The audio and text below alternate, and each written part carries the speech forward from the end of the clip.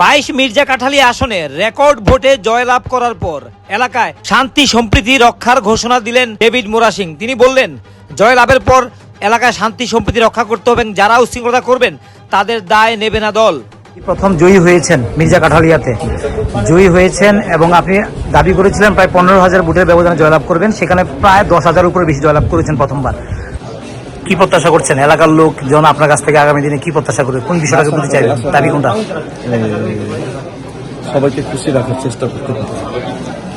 তাহলে আলটিমেটলি খুমলুং যাচ্ছেন, সেখান থেকে গোটা যদি বড় কোনো দায়িত্ব আপনি আগামী দিনে পান, সেটা পার্টি দিয়েছিল, আজকের ফলাফলের পর বিধানসভায় আপনাদের কি ভূমিকা থাকবে সেটা তো মহারাজ বলতে পারবে। কে কি করবেন? আজকে জয়লাভ করেছেন, যাওয়ার পরে কি হবে, আজকে কিভাবে সেটাকে উপভোগ করবেন, এলাকার শান্তি শৃঙ্খলা সবকিছু মিলিয়ে? সবচেয়ে জয় তখনই সুখী হয় যখন সবাই সুখী থাকে এলাকাতে।